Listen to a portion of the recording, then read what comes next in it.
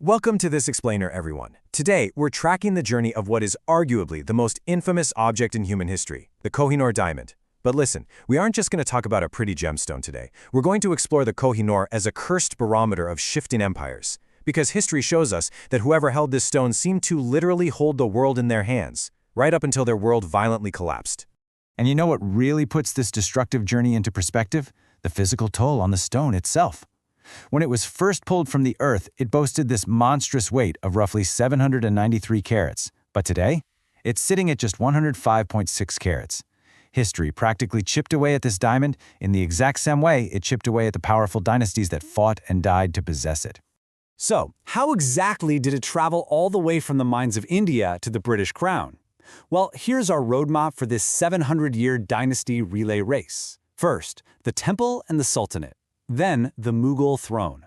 Third, blood, Persia and Afghanistan. Fourth, the Sikh Empire's glory. Fifth, the British annexation. And finally, the unending debate. Let's dive right into our first era, Part 1, the Temple and the Sultanate, the origin of the spark. The story actually starts way back in the 13th century, deep in the Kollur mines of present-day Andhra Pradesh, India. This massive, radiant stone was unearthed and handed over to the ruling Kakatiya dynasty, who placed it right in the left eye of their deity, goddess Bhadrakali. But, as you'll see, it wouldn't stay in a peaceful temple for long.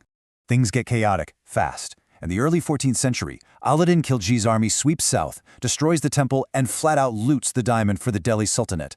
And from here, the stone practically bounces from one unstable ruler to the next. The Khiljis fall to the Tughlaqs, who take the stone. The Tughlaqs give way to the kings of Malwa and then the kings of Gwalior. It was this dizzying, violent era where the ultimate trophy for defeating a rival king was claiming this magnificent gem. Moving into our second era, Part 2, the Mughal throne. The diamond enters the empire.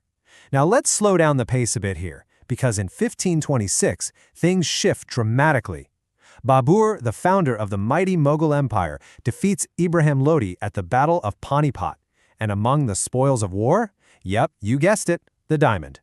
And we actually know the true scale of its mythos because Babur himself recorded it in his autobiography, the Baburnama. He wrote, "Its value is such that its price would feed the entire world for one day." Think about that scale. This is absolutely crucial because it's the very first written historical documentation of the diamond. Though, fun fact, it wasn't actually called the Kohinoor yet.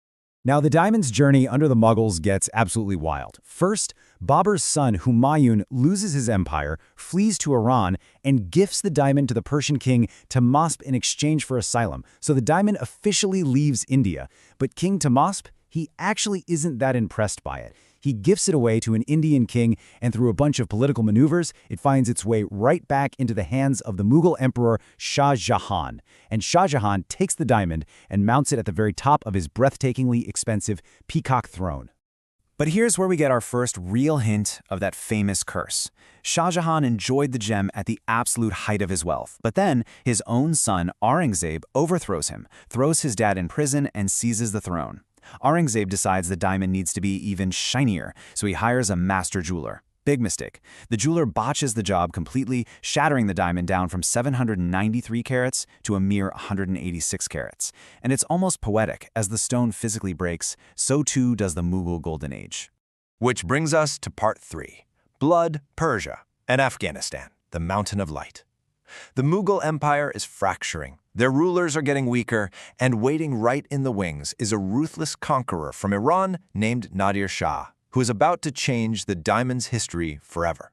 Nader Shah violently invades Delhi, slaughters thousands and claims the Mughal treasury. But he can't find the great diamond. He soon gets a tip that the defeated Mughal ruler, Muhammad Shah Rangila, actually has it hidden inside his turban. So, Nader Shah proposes a traditional exchange of turbans to symbolize peace. It's a brilliant, deceitful move. Rangila can't refuse without risking his life. He hands over the turban, the diamond tumbles out, and Nader Shah, just blinded by its brilliance, shouts Kohinoor, which means Mountain of Light. After centuries, the gem finally has its name. But Nader Shah, definitely not immune to the curse. He starts wearing the Kohinoor strapped to his arm, and soon after, he descends into severe paranoia and madness. He's eventually assassinated by his own bodyguards in the middle of the night. From there, the diamond flows into Afghan hands, ending up with the Durrani dynasty. And keeping perfectly with this theme of betrayal and ruin, Shah Jahan Durrani gets overthrown by his own family, forcing him to flee to Lahore with his wife and the diamond in tow. By this era, the Kohinoor wasn't just a shiny rock anymore. It was a mythological artifact of ultimate power. Shuja's wife, Wafa Begum, famously described its worth like this: "Throw 4 stones to the cardinal directions and 1 into the sky. Fill that space with gold and it still wouldn't equal its value." It's an amazing quote that really captures how deeply intertwined this stone had become with the concept of absolute, unimaginable wealth. Part 4. The Sikh Empire's Glory, the Lion of Punjab. So, Wafa Begum and Shah Shuja are on the run, which leads us perfectly into the era of the Sikh Empire. The formidable Maharaja Ranjit Singh, the Lion of Punjab himself, steps in, rescues Shah Shuja, and in profound gratitude, Wafa Begum gifts him the Kohinoor. Now, Ranjit Singh absolutely loved this diamond. He strapped it to his arm, parading it around during festivals like Diwali, showing it off to visiting British officers. And initially, it brought him massive military success. But the curse was really just waiting. By 1839, his health deteriorates rapidly. Lying on his deathbed, he actually tries to break the cycle by ordering the diamond be donated to a temple. But his ministers, who were greedy for the stone's power, flat out refused to carry out his dying wish. What happens next is just brutal. It's one of the most rapid collapses of an empire in history. Ranjit Singh dies in 1839. Months later, his succeeding son is poisoned. Over the next 4 years, an absolute bloodbath ensues as multiple heirs are assassinated in this ruthless power struggle. When the dust finally settles, who's left standing to rule the mighty Sikh Empire? A 5-year-old boy named Duleep Singh and his mother, Queen Jind Kaur. Part 5. The British Annexation, the Fall of Lahore. Whenever an empire fractures like that and leaves a child on the throne, opportunistic empires strike. Enter the British East India Company. The British launched devastating attacks in 1845 and again in 1849. They easily overwhelm the unstable Sikh forces, and then they systematically secure the gem. They capture the Lahore fort, force the young boy king to sign the Treaty of Lahore, and formalize the surrender of the Kohinoor. Duleep Singh is separated from his mother, given a pension, and exiled to London. Finally, Governor-General Lord Dalhousie secretly loads the diamond onto a ship headed straight for Queen Victoria. But here's a kind of surprising historical twist. When the British finally put the legendary Kohinoor on public display at the Crystal Palace in 1851, the public, well, they hated it. They thought it looked dull. Embarrassed by this reaction, Queen Victoria ordered it to be drastically recut. It took 38 days of grinding, and as we saw at the very beginning of this explainer, it shrank the stone down to just 105.6 carats to fit that European royal style. So, the crucial point here is, what about the curse? Well, the British were actually very keenly aware of the diamond's bloody track record.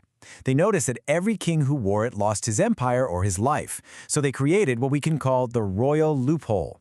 From Queen Victoria onward, a strict mandate was set. The Kohinoor is only to be worn by female members of the royal family. They firmly believe the curse only struck down men, and to this day, no British king has ever worn it. And finally, Part 6. The unending ownership debate. Who claims the jewel today? The age of kings and conquerors might be over, but the fight for the Kohinoor absolutely is not. Let's look at where the battle lines are drawn right now. Today, the diamond sits at the center of a tangled geopolitical web. Because the stone passed through so many empires in that dynasty relay we just talked about, multiple modern nations lay claim to it. India, Pakistan, Afghanistan, and Iran have all demanded its return. On the other hand, the British stance remains entirely unmovable. They state the matter is non-negotiable, arguing that the diamond has been part of British heritage for over 150 years and was legally acquired through a treaty. India has arguably been the most vocal claimant here. Right after independence in 1947 and again in 1953, they made formal requests. In 2000, MPs sent a signed letter. In 2015, politician Shashi Tharoor famously went viral for an Oxford speech demanding reparations for looted artifacts, highlighting the Kohinoor. But then, a huge twist in 2016. During a Supreme Court hearing, India's own Solicitor General stated that the diamond was actually not stolen by the British, but voluntarily given via the Treaty of Lahore as compensation for the Sikh Wars. And you can imagine, that statement greatly complicated the legal push to get it back. So it leaves us with this really profound final question. After 700 years of war, shifting borders, assassinations, and fallen empires, who truly owns an artifact whose entire history is forged in the fires of conquest? Can a jewel bathed in the blood of so many different dynasties really belong to just one modern nation? I want to know what you think about this. Let's debate it in the comments below. Thanks so much for joining me on this explainer. Keep learning, and I'll catch you next time.